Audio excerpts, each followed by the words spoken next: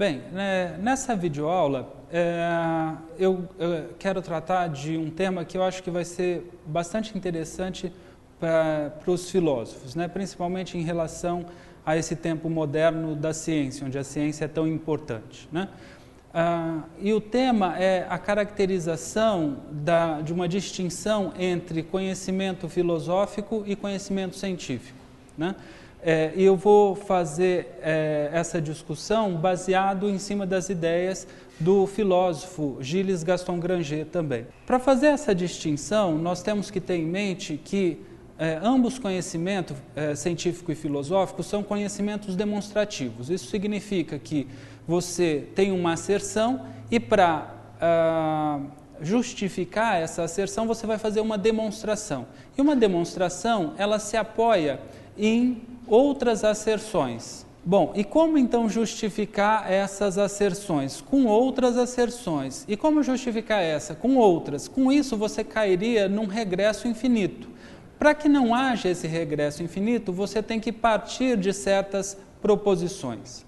Essas proposições iniciais são chamadas de princípios. No caso da ciência, nós vimos que ela constrói, segundo Granger, modelos da realidade. Então, os princípios da sua ciência são princípios que estruturam esse jogo de signos que ocorre dentro do modelo. Por exemplo, o princípio de que força é igual a massa vezes aceleração, da mecânica newtoniana. Bom, e como justificar princípios? Aí está todo o problema, porque você não tem como demonstrar princípios. Se você fosse demonstrar um princípio, ele não seria de fato um princípio, ele viria de outras asserções.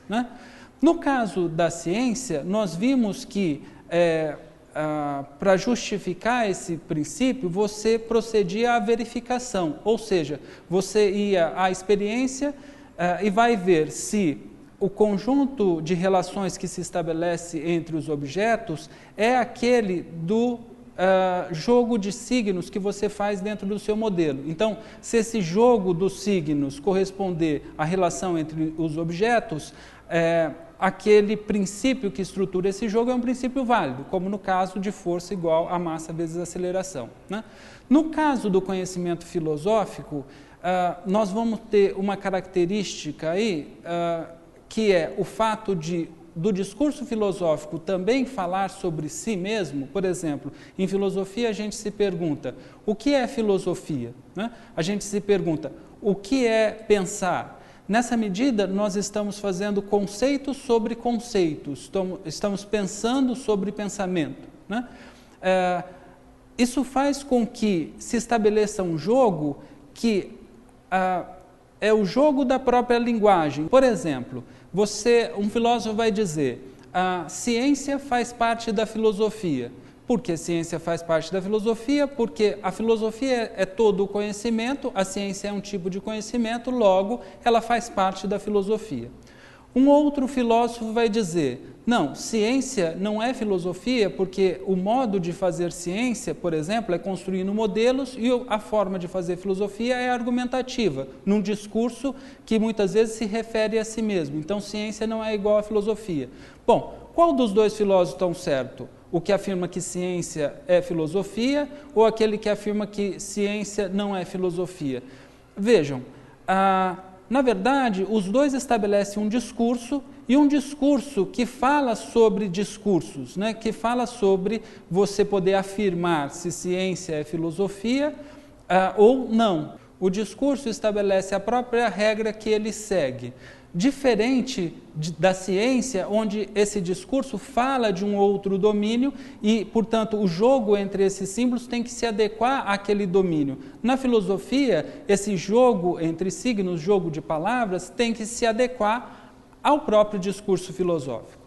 Então, ou seja, um filósofo, na medida em que ele for tentar justificar os seus princípios, ele vai usar argumentos que já estão dentro desse jogo filosófico que ele estabeleceu. Então, ou seja, há uma diferença lógico-conceitual, né? Ou seja, na lógica dos conceitos na ciência e na filosofia, segundo Granger, que faz com que o modo de se fazer, de se produzir esses dois tipos de conhecimento seja diferente num e em outro. Então, como é que se estrutura um discurso filosófico? A partir desses princípios que dão a arquitetônica de uma filosofia. E nós vimos que não tem como justificar princípios. Isso faz com que tanto um discurso quanto o outro sejam discursos válidos. Agora, mais do que isso, na medida em que esse discurso estrutura os próprios conceitos que a gente entende a realidade, cada filosofia cria uma visão da realidade e cria o que Granger chama de factum, né? Ele usa a palavra latina em latim para designar, para diferenciar de fato, ou seja, um fato em que a interpretação filosófica acaba entrando como um todo. Por exemplo, a descoberta dos bósons de Higgs recentemente, né? A descoberta da existência experimental desses bósons. O primeiro filósofo que considera que ciência é filosofia diria, olha, a filosofia está se expandindo. E um segundo filósofo diria, não, isso não tem nada a ver com a filosofia, a ciência está se expandindo. Então, o fato é olhado, é influenciado pela própria estruturação que os princípios filosóficos de cada filosofia propõem, né? Bom, mas isso pode causar um certo incômodo a algum, principalmente aqueles que não estão acostumados com a filosofia, dizer, mas como nós temos duas visões possíveis? Qual é a correta, né? Então, na medida em que esse discurso é autorreferente, ele é autoinstaurador e não tem como decidir qual entre essas duas formas de visão, né?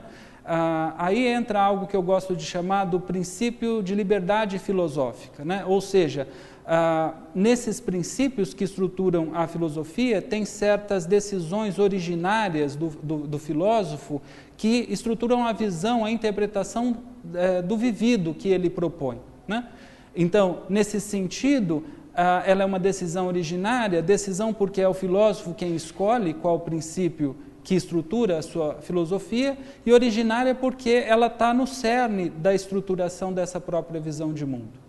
Não sei se eu consegui passar para vocês, mas eu queria enfatizar, então, essa diferença lógico-conceitual que existe entre ciência e filosofia, né? Eu sugiro a vocês, como um exercício, né, de compreensão dessa aula, que leiam o texto Ciência Cognitiva, Ciência ou Filosofia, né, cujo link se encontra no final do texto A Lógica como um Cálculo Raciocinador, né, e reflitam um pouco sobre os argumentos que são colocados lá a partir dessa aula.